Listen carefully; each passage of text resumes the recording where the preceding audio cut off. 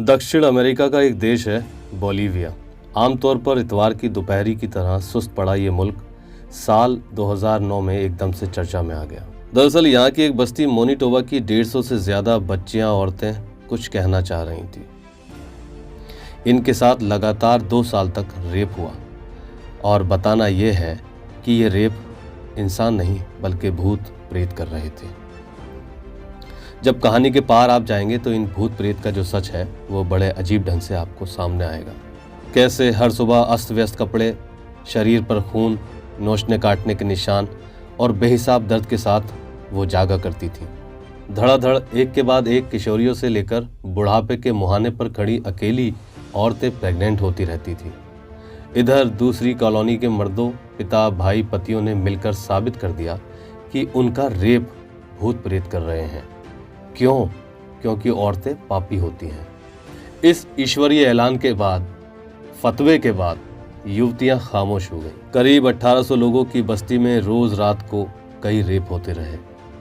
हर सुबह औरतें शरीर और सिर में भयंकर तकलीफ के साथ सोचती रहीं कि आखिर किस पाप की, किस जुर्म की सज़ा हमें मिल रही है जो शैतानी रूहें हमारे साथ हमारा बलात्कार कर ये सज़ा दे रही हैं। बलात्कार से पीड़ित औरतें जब दोपहर में आपस में मिला करती तो सिसक सिसक कर रोती और अपनी अपनी कहानी बताती।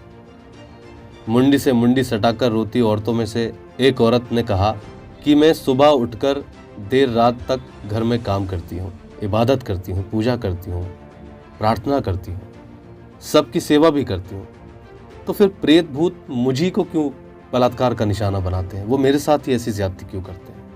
एक बात तो साफ थी, बीती रात उनका बलात्कार कैसे हुआ, किसने किया, ना तो वो ये देख पाती थी और ना ही सुबह ये समझ पाती थी। बीती रात की कहानी सबके दिमाग से ऐसे चुमंतर हो जाती थी जैसे इतिहास की किताब से सच्चे बर्क। आखिरकार राज खुला जून 2009 में। औरतों ने मिलकर तमाम प्रेतों को धर दबोचा और पुलिस के पास लेकर आई। इसके बाद हुए खुलासे से बोलीविया समेत दुनिया के सभी देशों को हिलाकर रख दिया।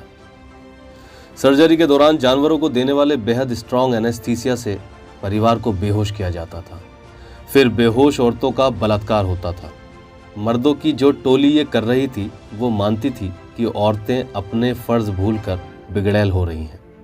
वो हंसती हैं, काम से जी चुराती हैं, शहर जाती हैं और यहाँ तक कि अपनी वर्जिनिटी पर भी बात करती हैं। ये औरतें खतरनाक हैं तो उन्हें सबक सिखाकर काबू किया जाने लगा। वैसे ही जैसे बिगड़ैल घोड़े की सवारी से पहले चाबुक फटकारे तो घोड़ा कंट्रोल में रहता है। सबक का ये जादुई नुस्खा बोलीवियन कॉलोनी तक सीमित नहीं है। हर देश में, हर समुदाय में, वक्त के हर दौर में औरतों को इस तरह सबक सिखाया जाता रहा है। हमारे यहाँ कुछ दिन पहले कश्मीर फाइल नाम से फिल्म आई है, इस पर खूब बात हो रही है। खासकर उसके एक सीन पर जब रेप के बाद एक महिला को आरी से 2 हिस्सों में चीर दिया जाता है। इतना ही नहीं, गुजरात और गोधरा कांड जैसे दंगों में औरतों के स्तनों के काटने की कहानी, उनके साथ बलात्कार की कहानी, गर्भवती महिलाओं के पेट से बच्चे चीरकर मार देने की कहानी आदमियों के भयंकर रूप को दर्शाती रही है। और तो और इससे बड़ी बात क्या होगी कि दलित महिलाओं को स्तन ढकने के लिए टैक्स देना पड़ता था और उन्हें अपने बख्शों को खुला लेकर के जीना पड़ता था। ये घटनाएं नहीं है, अपने आप में पूरा दस्तावेज है मर्दानी नफरत का। मर्दानी नफरत का वो नफरत जो टाइम बम की तरह हर पल टिक टिक करती रहती है। जैसे ही मौका मिले वो पूरी ताकत से फट पड़े और चीथड़े उड़ा दे। हर उस स्त्री के जो बोलती हो, विरोध करती हो या तयशुदा दहलीज के बाहर दिखती हो। जब 2 ताकतवर आदमी भी आपस में जुड़ते हैं तो फैसला औरत पर ही पहुंचकर ख़त्म होता है। चाहे विराट कोहली से बढ़ के ट्रॉल के दौरान उनकी बेटी से रेप की धमकी हो या फिर भिंड के किसी अनाम मर्द की दूसरी अनाम मर्द से भिड़ंत हो, निशाने पर औरत ही बनेगी। एक इंटरनेशनल एनजीओ प्लान इंटरनेशनल ने दुनिया के 22 देशों पर सर्वे किया है, जिसके नतीजों को state of the world girls report नाम से छापा गया है।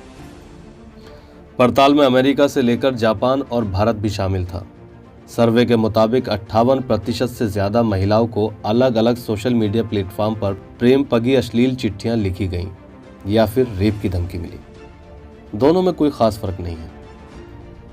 सोशल मीडिया पर लिखती बोलती या खुश लिबास दिखती लड़कियां कमोबेश रोज ही इनबॉक्स में इजहार मोहब्बत झेलती हैं और ना मानने पर फेक अकाउंट से चरित्रहीन होने का टैग भी बटोरती हैं। ये सिलसिला चलता रहता है जब तक कि जनाना हिम्मत दम न तोड़ते। ऑनलाइन धमकी वमकी देते खरगोशनुमा मासूम मर्दों को छोड़ देते हैं। उन मर्दों की क्या कहेंगे जो इश्क को ना कबूलने पर महिलाओं के मुंह पर तेजाब डालते हैं और उनका हुलिया बिगाड़ देते हैं। दुनिया भर में रेप मजहबी पढ़े लिखे कट्टर लोगों ने भी खूब किया है।